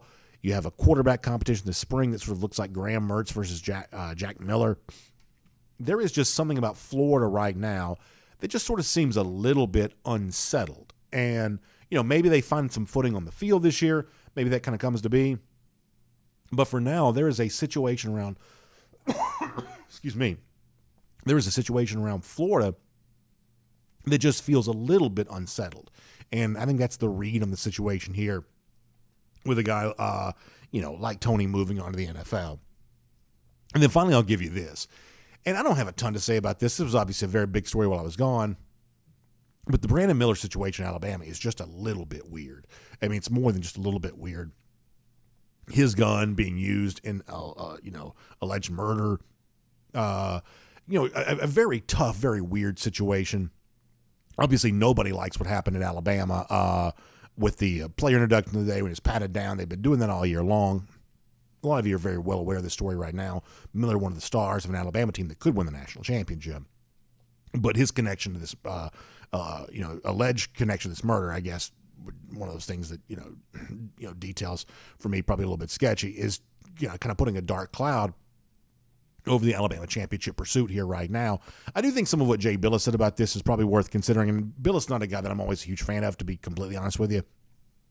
But Billis had talked about how, Miller does have some rights here. And you kind of have to think about him as kind of the same way you think about a general sort of member of the student population here. Would that student be allowed to return to school? In most cases, I think lawyers are saying yes. So in Miller's case, getting a chance to return to basketball, I don't think you'd necessarily treat him different just because he's a basketball player. I think from that standpoint, what Billis has said about this is probably worth considering here a little bit. But obviously, it is a very, very messy situation for an Alabama team that's trying to break through at a huge level as a basketball program. To have a guy like Miller connected to this awful, awful story is certainly a tricky situation for Nate Oates right now. And the PR debacle of the player introduction of the day, where he was patted down, something that's kind of they've been doing all year long, just sort of a part of, I guess, their team culture a little bit. Kind of unfortunate in light of everything else that's gone on here. So a little bit of an ugly scene there at Alabama right now will make that cruising around the SEC courtesy of Royal Caribbean. And before we wrap things up today, I want to kind of turn the tables on myself here a little bit, because while I was gone last week, while we were doing those pre-recorded vacation shows, one of the things I was asking each of our guests at the time was to give me your sort of Mount Rushmore for Georgia football players. And we kind of had done this. I guess maybe the retirement of A.J. Green, who didn't quite make anyone's Mount Rushmore, but the retirement of Green had sort of started this conversation about the all-time greats and who's remembered where and the rankings. And there was something really fun about the idea of a Mount Rushmore as a sports topic, because it is sort of self-defining narrowly, right? It's one of those things that you define narrowly because you only have room for four faces. That is what Mount Rushmore is, so you only got room for four faces. So I had asked, all of our guests, give me your Mount Rushmore, give me your guys. And what I realized was last week I never kind of gave my own. So I want to now give you my four, and I'm sure that your four might differ from mine slightly, but as a way of kind of putting a punctuation mark on this topic, I want to give you my four. First of all, easiest name to put on there, Herschel Walker. To me, Herschel Walker is not only the greatest player in Georgia football history, he is the greatest player in college football history. He goes on the list. Next name on my list is David Pollock. I think that David Pollock, as an individual game-wrecking type player, 2002, big sack total, what he contributed to those early Mark Richt teams, I think that David Pollock kind of rises the level for me of being, one of the four best players in this program history. Pollock makes the list for me. Next on my list, and these are, after Herschel, these are no certain order. I'm going to put Champ Bailey. I think that Champ Bailey is obviously in the Pro Football Hall of Fame. Champ Bailey, while he played at Georgia, was not only the best defensive player, maybe also the best offensive player there too. Was actually a very good wide receiver playing at Georgia there as well for Coach Jim Donnan. This is the kind of overwhelming talent that I think probably stands for me ahead of anybody else who's out there. Close for me in some respects, but Champ Bailey going to make my list there as well. So 3 of my 4, Herschel Walker, David Pollock, Champ Bailey. My 4th, and I wrestled with this for a little bit, but my 4th is Brock Bowers. And some of this is sort of based on the idea that Bowers got one more year to contribute. Bowers has the huge touchdown total in his freshman season of 2021. He almost had 1,000 yards this past year, something only one Georgia player has done in program history, and he gets to come back for another year there as well. And if Georgia were to win the national championship again this year, which is obviously projecting things a bit, but if you want to kind of have that sort of hypothetical conversation here for a moment, then Bowers really stands as the major contributor to all 3 of those terrific seasons. And that would just sort of give him a level of historic significance that most other Georgia players wouldn't have. And in comparison to another guy that's sort of contemporary to him, Stetson Bennett, part of the first 2, not here for 2023. So maybe a little bit of projection here. But Bowers, to me, has been the best player on the Georgia roster the last 2 seasons. He just has been. Guys like Jalen Carter have been close. Bennett plays the quarterback position. That's the most important position. But Bowers is the best player. Bowers is going to be a very high NFL draft pick after next year. So in that debate, I am going to lean the direction of Brock Bowers. So I also think if you're looking at the history of Georgia football as represented by Mount Rushmore, only room for 4 names, 4 faces, you have got to include something from this back-to-back era as a part of that. And to me, Bowers, the best player on the last 2 years worth of teams, so he gets that nod for me. So that is my 4. It is Brock Bowers, it is Champ Bailey, it is David Pollock, it is Herschel Walker. The guy that just missed the cut for me, if you had room for 5, my 5th would be Nick Chubb. And I said this to one of our guests last week, that there's a part of me that wants to make the argument for Chubb, even though Chubb doesn't actually make my 4. There's a part of me that wants to make the argument for him for a number of reasons. First of all, Chubb was incredibly significant in that 2017 season that we just talked about. Georgia getting the college football playoff, something he had not ever done before. Making it to a national championship game. Laying the foundation for what would eventually become back-to-back national championships. You heard Smart say that in the clip that we played a moment ago. When you referenced those seniors, one of those guys he was referencing was, Nick Chubb as a senior that allowed Georgia to kind of build that sort of bedrock season that other future seasons for Georgia be built on. And in addition to that, I would say that in 2014, when Chubb got his chance to shine after, the Todd Gurley suspension and the eventual Todd Gurley injury, individually, I'm not quite so sure over the course of a stretch like that how many players have ever been more dominant than Chubb was during that stretch. Missouri game, Arkansas game, bowl game against Louisville. This was a dominant player. So to me, Chubb is a kind of an interesting combination of short-term dominance, historical significance. Georgia obviously has been a program that sort of fashioned itself as running back university. If you're RBU, then you ought to have more than one running back in sort of conversation for greatest players in program history. And to me, the second best running back that Georgia's ever had is Nick Chubb. And because of that, Chubb gets consideration. I'd say Stetson Bennett gets consideration. I'd say, some other defensive guys from 2021, they might get consideration. But there's really nobody that's been more valuable the last couple of years than what Brock Bowers has been. So Bowers, Champ, Pollock, Herschel, that's my 4. I would give sort of runner-up consideration to Nick Chubb and maybe 6th runner-up consideration to maybe Stetson Bennett. But that is my Mount Rushmore. And so since I asked everybody else, I want to give you mine, and that is mine. With that said, we'll wrap up today's show. And for our golden shoe, I want to do something a little bit different today. Yesterday was also a very special day for a former UGA athlete on the PGA Tour. And this is a remarkable story, and we don't have tons of time to talk about golf here, but obviously this is one of those things I was very happy to see, kind of arriving back. Chris Kirk won the Honda Classic yesterday, and it's always fun to see the dogs on tour performing well. But in the case of Kirk, this is obviously maybe a little bit additionally special story because of how open he's been about the things that he's sort of battled in his life. In fact, I'll show you this from the PGA Tour as a way of honoring Kirk. He's been open about the fact that he's kind of dealt with anxiety and depression and some sobriety issues. And, he talked about that in the win there yesterday, even so much so that it kind of took him away from the PGA Tour for a while. Well, he's back now. He's healthier than ever. He says, I want to be so thankful for my sobriety and thankful for my family there as well. Kirk went into the Honda Classic over the course of the weekend. Great to see that. We'll give a golden shoe there for that. Remind you, speaking of the lousy stinking Gators, we mentioned them a little bit earlier. How about 243 days from now? Georgia back in Jacksonville, maybe for the last time, but nonetheless, beating up on Florida. That is our Gator Hater Countdown. Thank you all for being with us here today. We will see you tomorrow. DawgNation Daily, presented by Pella Window and Door of Georgia. We'll look forward to talking to you then. And on video. Time now for the R.S. Sanders cool down. R.S. Sanders is the one you turn to for your air conditioning, heating, plumbing, electric needs. I'm getting some criticism from internal. The phone call is coming from inside the house when it comes to some criticism I'm getting for my Mount Rushmore. So let's see here. Connor Riley says, I'm being swayed by public opinion to put Champ Bailey in there. No, I don't think so. Listen, I think that Champ Bailey is an underrated player around Georgia. This is a Pro Football Hall of Famer. This is a College Football Hall of Famer. I think when you look at the sheer dominance of a guy like Champ, I think it makes him one of the 4 best players in program history. I do.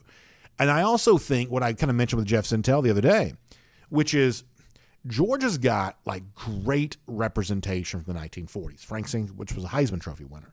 Charlie Trippi, who both my grandfathers loved as players, was number 1 overall pick off the 46 team. 46 team, I believe, should be considered a national champion. But there is just something to be said for, as time passes, I'm not, we're coming up on a century, or at least we're approaching a century, since, those guys, did what they did. We're, 80 years removed from that? I just think 80 years is a long time. And eventually, whether it be recency bias or whatever else, eventually more contemporary names kind of move off some of these 1940s guys. Frank Sinkwich, my understanding is was an amazing player. Trippy, based on what my grandfathers would have told me about him, was an amazing player. But eventually, the present just sort of overtakes the past. The recent past sort of overtakes the distant past. So I feel okay in excluding those great names from the 1940s on my list. And I feel pretty good that I've got the right list. To me, it sort of feels like the right representation. You got 2 offense, you got 2 defense. You've got a guy from the back-to-back championship era. Who knows how many more you get added to that. But for now, we'll call it the back-to-back era. You've got a guy from the Richt era. You've got a guy from the pre-Richt era. And you've got, the greatest of all time in Herschel Walker. And that, to me, is the list. And I think that Stetson Bennett's close, but I feel comfortable taking Bowers over him. To me, the most interesting argument to be made is the fact that I believe that Nick Chubb ought to be 5th. I think he ought to be the very best of the guys that don't quite make the top 4. That to me is kind of how it goes. And so we'll see what folks have to say about that or anything else today as we kind of slide into our R.S. Andrews cool down. We're kind of in excess of an hour today, which is, I guess, to be expected after I hadn't been here in a while. But we'll try to keep it moving here with our cool down and see how all of you are doing. Let me go to YouTube first to start things off. First time in a while here. And let's see how things are going. All right. Here we go. Paul Moon says, I want to put Aaron Murray on my Mount Rushmore, but we just didn't win anything with him. He says that's, it sucks because he rewrote the record book for quarterbacks. Yeah, maybe that's, Murray didn't really rise to that level for me. That's not an anti-Murray take, but maybe subliminally, I guess I was impacted by the lack of championships while he was here. Maybe that's what I was influenced by. Because Murray was obviously a great player. I mean, and sort of rewrites, as you said, rewrites the history books when it comes to the passing stats. But Murray didn't really crack that for me. Maybe he should have, but didn't really crack that for me, and maybe that's because of what you mentioned. Dog85 says, Georgia needs a larger mountain. He says, Bennett should be on it. I can't think of any other leader with 2 national championships. I understand that. To me, the beauty of the Mount Rushmore thing, and obviously it's a contrived topic, but the beauty of Mount Rushmore is that you've got to keep it 2-4, because if you make it 9, there's no real debate, right? It's like, you just sort of start listing names. But the fun of the debate is taking one guy over another, even if it's somewhat, manufactured why you would choose one over the other. And, I asked this to Connor Riley, last week. I think it'll be interesting to see. Over the course of years, do the years help the Bennett legacy or do they hurt the Bennett legacy? In other words, hey, many, many years from now, we may think of Stetson Bennett as even better quarterback than he's thought of now because of the fact that he was such a contributor to these championships and the stats that he put up in some of these big games, the Michigan playoff game, the stuff this year. Maybe that makes his stories sort of stand out from the crowd, and maybe that will make him even more revered in the future than he is right now. There's also a chance I think we go a different direction with this, and no disrespect to Bennett, but it could be over the course of time that Stetson just sort of becomes one player among many on this roster. Because that's the thing, is that if you really look at the last 2 seasons, we never really treated one player as well out in front of the rest. We just didn't do that. Even the national folks didn't really do that. But certainly here within the bubble of Dog Nation, that's not really how we've treated this Georgia team the last couple of years. So in the immediate aftermath of that, to sort of now kind of recast this as, this was Stetson Bennett's team and he's the one that led them to 2 national championships. That's not really quite the way this was. Maybe in the future it sort of appears that way more because you look at the stat line. But living through this, Bennett was a very effective quarterback to go along with a very effective offensive line and very effective running backs and obviously very effective tight ends and historic defense, that he was one of the component pieces. And maybe as time passes, maybe he's more viewed that way than he kind of is right now just because he was the one on the podium getting the MVP trophies when those games were over.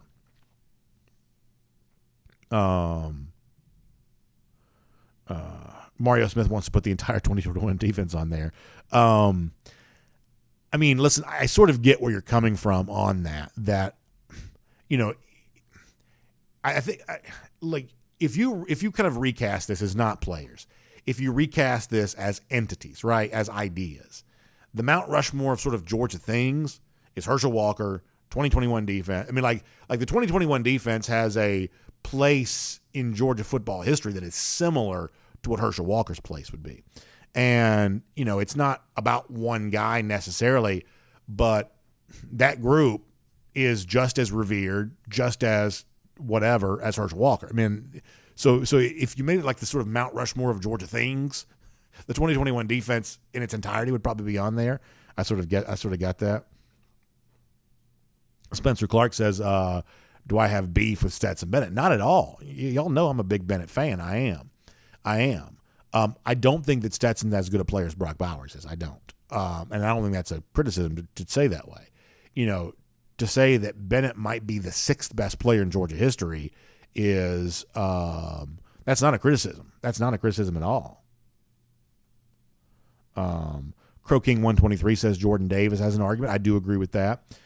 The thing that Davis has going for him, and Davis is probably, in the very least, in the top 10, he may be top 8, top whatever. He's got the hardware. He's got Bednarik as the nation's best defensive player. He's got Outland Trophy as the best interior lineman. He's got hardware in a situation like that. You are right about that. Greg Hendricks says Will Levis is the most overrated player in this draft. Greg, that seems true to me. It does. That seems true to me. Now, we'll find out if that's really the way that it plays out, but what you're saying seems true to me.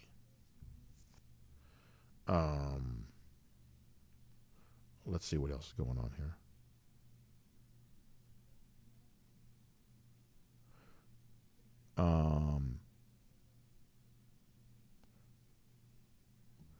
Let's see what else. The guy conclusion says that Sinkwich not only won the Heisman, he was the number one pick in the NFL draft and led Georgia with a 75-0 win over Florida. He says, knowing how much you hate the Gators, that should matter to you. That is true. And I don't think there's any doubt that that Frank Sinkwich has got to be a big part of this discussion. Charlie Trippi does there as well.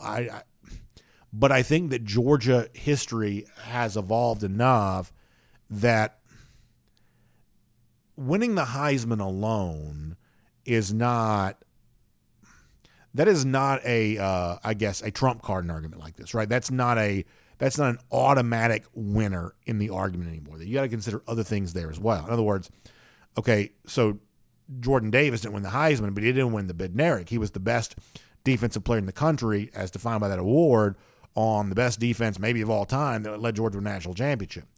Would I take the Davis career or the Sinkwich career? You can sort of debate that, but Sinkwich's Heisman Trophy alone is not enough to win that argument for me. Just given the fact that Jordan kind of had his own level of relevance there. Let's see what else.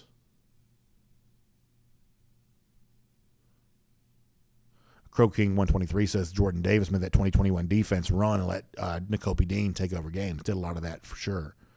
Jalen Jackson says, which one would you want more? Falcons trading up to draft Bryce Young or Falcons trading for Lamar Jackson? It's a great question. I would much rather have Bryce Young than Lamar Jackson. I would. And I know a lot of Falcons fans want Lamar Jackson. I guess I understand sort of what that's about. But I also sort of see what this has been for him in Baltimore, and I'm not really quite so sure that adds up to what Atlanta really needs. I guess there's some conventional wisdom out there that Lamar might be a good fit for the Arthur Smith offense, and certainly, as weird as this sounds, Lamar Jackson would probably have more offensive playmaker talent in Atlanta than he's ever had in Baltimore. You're right, between Pitts and London. Baltimore never really gave him any offensive weapons, so this might be the most favorable situation that Lamar Jackson would have ever had if he were to be traded to Atlanta. But given the price, I think I'd rather take my chance with Bryce Young. I have a sneaking suspicion that Young might be a really good NFL quarterback. I really do. And I know he's smaller, and I get that, but it kind of pains me to say this because he's an Alabama quarterback. I really like watching Bryce Young play. I really do. And I think that he's got a little something to him. Like, I'll take Bryce Young over Caleb Williams any day of the week. If we're talking about like next 5-10 years, my suspicion is that Bryce Young is the better player than Caleb Williams. I'll take him over C.J. Stroud. I'll take him over some of these other quarterbacks. I think that Bryce Young, I like him more than any quarterback Alabama's had. Jalen or Tua or Mac Jones. To me, Bryce Young kind of stands as the most special of all of those guys. And if I had the choice of, draft capital to trade up for Bryce Young, or sort of capital to trade for Lamar Jackson, I believe I want Bryce Young. I think that's a great question, though.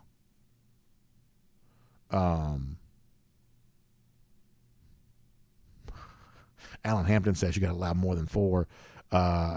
He says it's Dog Mountain. Yeah, there you go. It would be kind of nice if they actually made one. We talk about statues all the time. Maybe you do make a big carving somewhere with these 4 faces, whoever the 4 faces are. Baggins and Friend says he'd take C.J. Stroud over all of them. Well, I mean, based on the way that C.J. played against Georgia, I understand where you're coming from on that, because they obviously had a great game. I would say that Ohio State fans might tell you that C.J. Stroud didn't necessarily play that way all season long, although he's a very good player. But I feel pretty confident in my Bryce Young pick. I do. Let me go to Facebook for a moment. We'll come back here in a minute.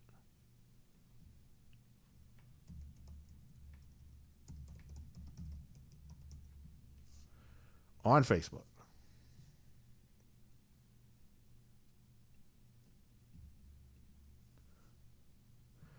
And it's good to be back with all of you here. Keith Folds likes the idea of Dog Mountain. I like that there as well. Terry Rigdon says, I don't want to mortgage Atlanta's future on Lamar Jackson. I don't think I want to either. I don't. I don't.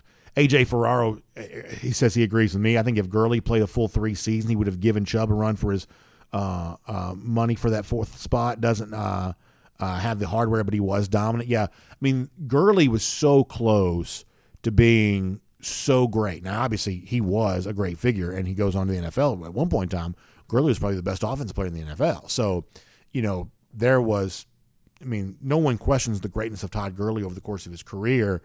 Yet, kind of being off the field a little bit for Georgia probably hurt that a little bit. 2014 especially, the ridiculous autograph thing, the eventual injury, that probably took away, from the Gurley moment a little bit. To me, the Todd Gurley story is told more through highlights. Gurley was the most, if you're making a list of the most spectacular players in Georgia football history, Gurley might be the most spectacular of them all. I agree with that. But I do believe that Chubb is the better of the 2 players. I do.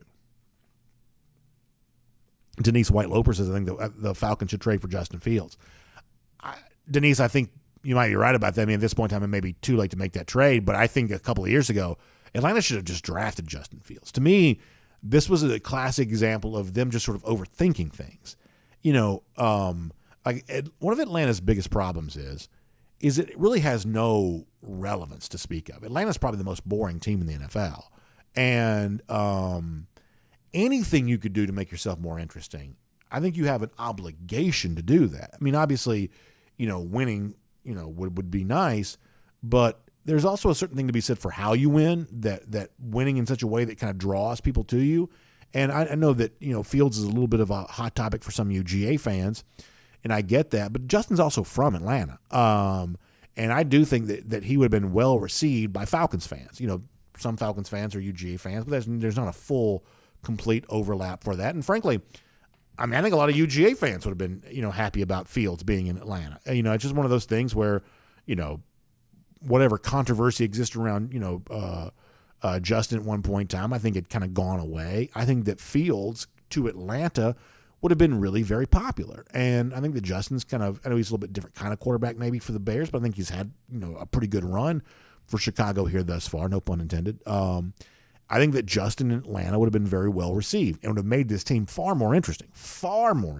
So I kind of think they should have drafted him not too long ago.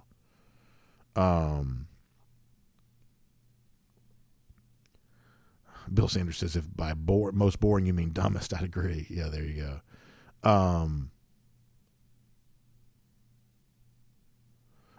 Kevin Shad says drafting UGA players would bring more fans to the stands, plus who can argue with the talent. Yeah, it's not a great look for the Falcons when you've got a guy like Howie Roseman, the Philadelphia Eagles GM, kind of going on and on about how he views Georgia as sort of a one-stop shop for talent. When someone's saying that, so far away, the fact that the Falcons sort of see things differently, given the fact that Philadelphia is winning a lot more than Atlanta is, that's not a good look for the Falcons. It's not. Ricky Beasley says Atlanta's biggest problem is they don't go to enough cruises like I do. There you go. That may be it. Ken Feinberg says, don't forget about Terry Hogue, multi-time All-American, blocked a field goal to help win the national championship, led the nation in interceptions, first-team All-Century, and fifth in the Heisman voting. You're quite right about that, Ken. In the discussion of all-time great Georgia players, Terry Hogue needs to be a part of that discussion. And if you're going to kind of move into the category of who truly is underrated, Hogue probably is, because I don't think a ton of people are as aware of that resume as you just cited. So I think you're probably right about that he probably should get more attention in the discussion of all-time great Georgia players because of that era. He's kind of overshadowed by Herschel Walker, and it's now been 40+ years on something like that. So some of those accolades start to recede in the memory banks for some a little bit. So keeping his legacy alive is probably pretty important.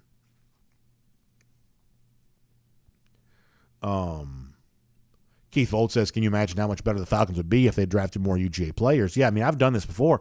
You can go throughout the years and sort of cite examples of Falcons taking a player from one position while a UGA player of the same position was on the board. And there are about 4 or 5 instances I can think of just off the top of my head where the Georgia player who the Falcons passed on went on to a much better career. I don't think Atlanta has intentionally avoided Georgia players the way that some people do, but I do get the frustration that some fans have about the Falcons not drafting more Georgia players. I do get that. I do. Even if I don't think they've intentionally avoided them. Gary Taylor also bringing up Jake Scott. Scott, who was a big star on the 68 team, went on to be a part of the undefeated 72 Dolphins team. Another one of those guys that I think in the case of guys like Scott, I think the kind of the pre-Herschel Georgia history, sort of like, you have this kind of thing sort of after the 40s teams, the Frank Sequich, Charlie Trippi, pre-Herschel, especially around the late 60s, 70s, kind of the early Vince Dooley days. I think doing more to kind of recognize that history is probably pretty important. I do. It kind of gets lost between the eras, but doing more to remember that's probably pretty important. Let me go to DawgNation.com for a minute. Let's see what else. Morris Rich on the subject of Terry Hogue. He was the Great White Hogue. Was that his nickname? I never heard that. Lee B likes the Chris Kirk shout out. He says, great seeing former Dogs do well in sports and most importantly life. He says the Lady Dogs, the 7th seed in the upcoming SEC basketball tournament, and the equestrian team is getting ready for the postseason. There you go. Appreciate the update on that. That's good. So Senior Dog 54 says, while I was gone, there was a vote on who should get statues. Well, there you go. Listen, I'm all favorite. I'm all for it. DT says that Sinkwich was #1 athlete for 1942 over Ted Williams during his Triple Crown year. He says he's got to be on there. So there you go. That's a good representation of Frank Sinkwich. Like back in the 1940s, college football was more popular than pro football was. That, the idea that pro football is more popular than college, that's probably only existed, since like the 60s, the 70s. If you want to go back to like the 1940s, college football was more popular than pro football was. So that gives you an idea on that. And DT says, as voted by the Associated Press. That's great. That's really good stuff.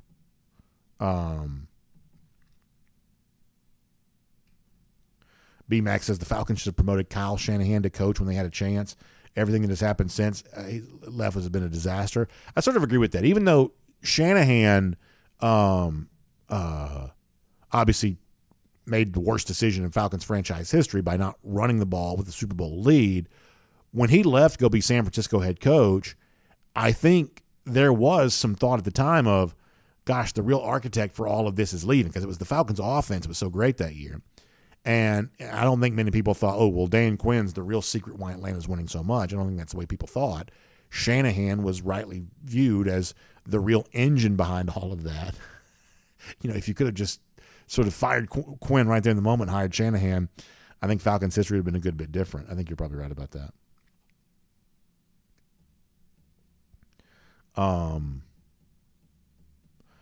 Brooksy's also got a Mount Rushmore of non-players. I think that's really good.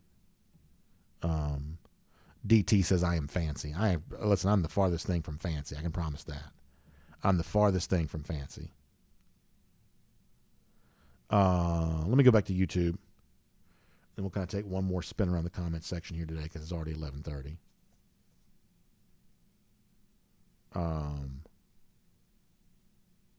Fred Gunn says the Mount Rushmore of Georgia entities might also have to include Blue to Scott. Yeah, after all these years, that one still holds up, right? Because it's the Munson call.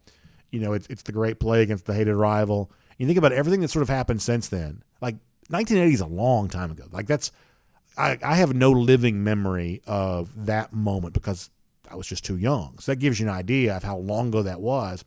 And yet I still know so much about it. There are people younger than me that know so much about it. Like Georgia's had a lot of history since then. And yet that moment still kind of holds up pretty well. So you're right. If we're doing like the Mount Rushmore of entities, that's pretty close to being on there for sure.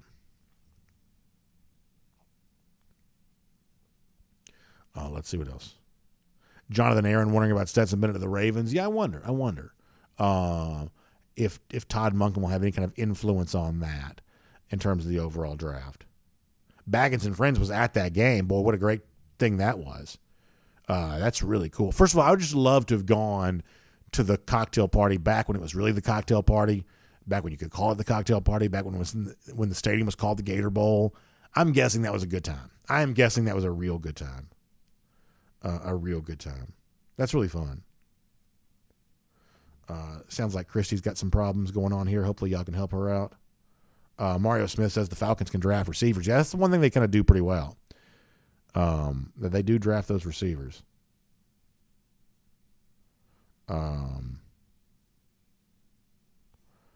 Let's see what else. Mario Smith says that Jalen Carter likely goes number one unless there's a trade. Yeah, I think that's probably a fair assumption to make, which would be awesome. I mean, think about back-to-back years of number one overall draft picks. If that were to happen, that'd be amazing. That would be amazing. Bruce Eklund he says Jake Scott told it like he saw it. Yeah, Scott's a really interesting figure, and there's like an amazing story that somebody wrote one time, and I don't remember this, but about like trying to go find Jake Scott in Hawaii because he was a very reclusive figure.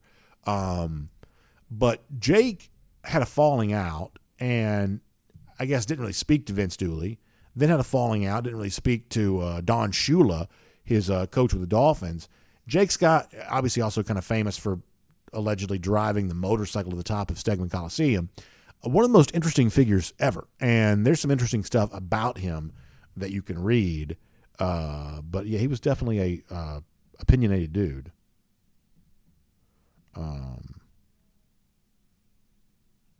G. Greg's Bama Boy says there's only two quarterbacks I'd take over Bryce in the last 10 years, Watson and Burrow. That's it. I think he's a special player. I do. I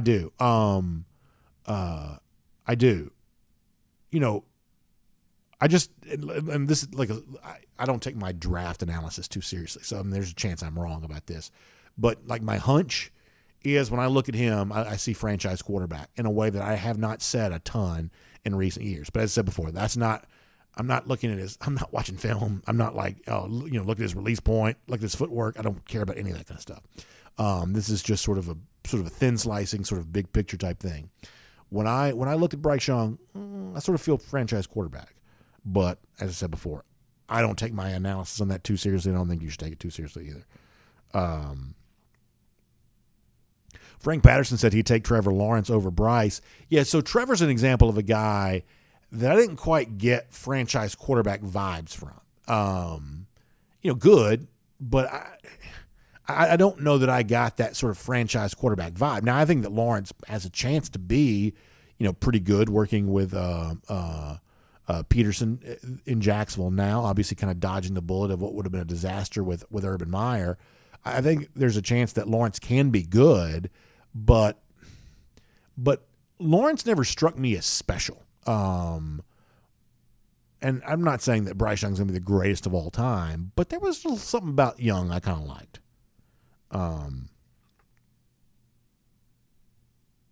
Crow King 123 mentions the attitude. Yeah, I think that's what I kind of like about Bryce. He seems to have a little bit of a good mindset, which I like. Frank Patterson, I did not see this. Did Thomas Brown get the job in Carolina? I did not see that. That's all.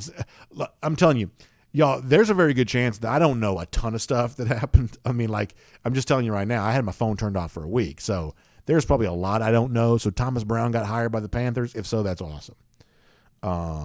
Bosco predicts Bryce Young will be a bust. So there you go. You could be right about that. If there's a bust in this draft, I mean, obviously, Levis is the easiest name to give you on that.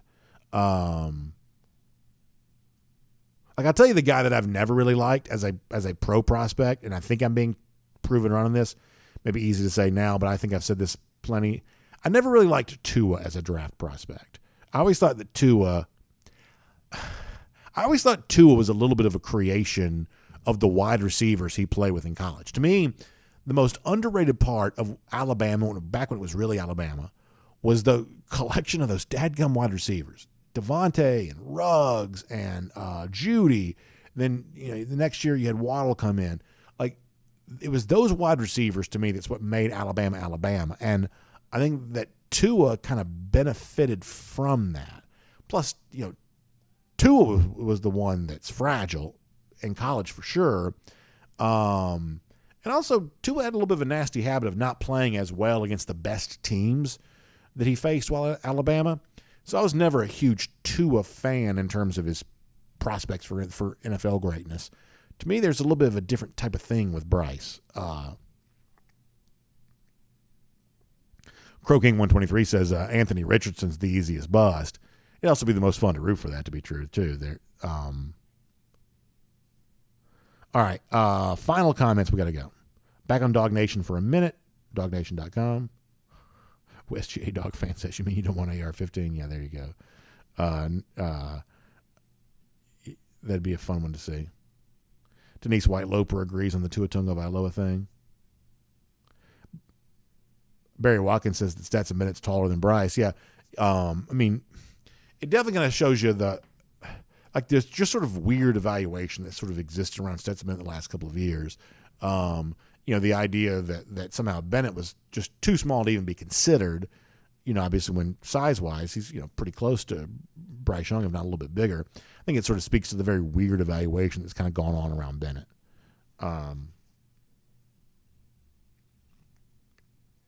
Alan Verbanchik goes so far as says that he thinks that Stetson Bennett's even just a better quarterback than Bryce Young.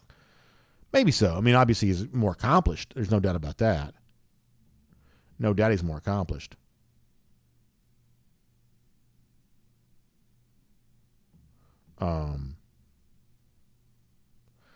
Leon Y on the subject of taking Bryce Young over Patrick Mahomes. I'm not doing that now. Let's not get crazy. I'm not sure I'm taking anybody over Patrick Mahomes. I think that Mahomes is getting closer to being and kind of, you got to start having that all-time great conversation with him a little bit, don't you?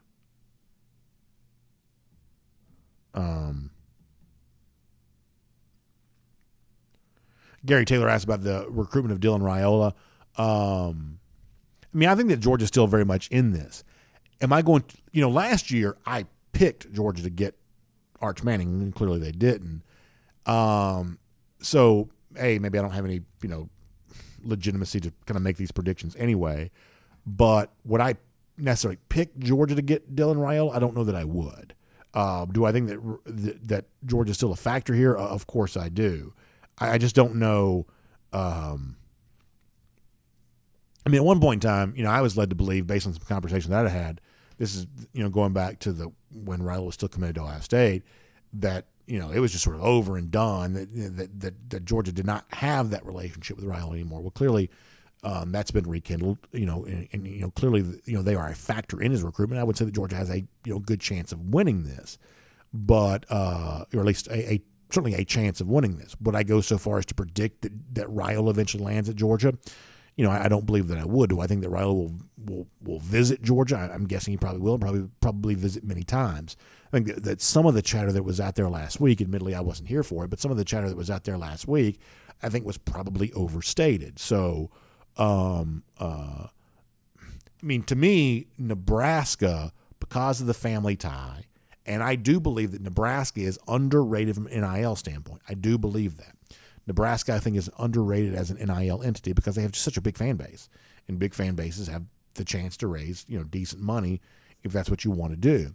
Because of that, I always felt like eventually Nebraska would be a big player in all of this. And it sounds like they're going to be a big player in this. Again, Georgia, I think, is a factor. Georgia could win. I wouldn't necessarily be surprised if Georgia did win, but I don't believe I'd go so far as to say, mark it down, Ryle is going to Georgia. I don't believe I'd go that far. So hopefully that's some sort of answer. Appreciate you all checking in. Matt Rukavina getting back to work. Good to see him actually working for a change. That's good to see. I kid, of course. Gary Holt got a run today, too. That means we're about to run there as well. So, anything else before we say goodbye? Let's see. Anything else before we're gone?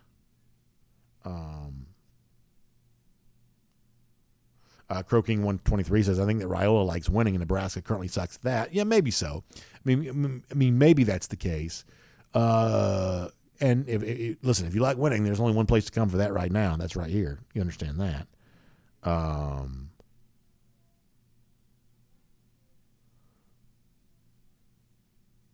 Oh, by the way, Croaking 123 says, with hindsight, this is a good question. We got to go. This is a good question.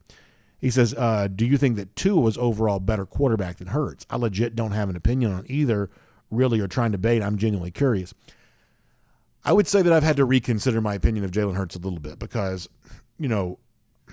at the time, I didn't think Jalen Hurts was very good. And, I had a lot of people telling me during the 2017 season that Tua was better than Hurts during practice.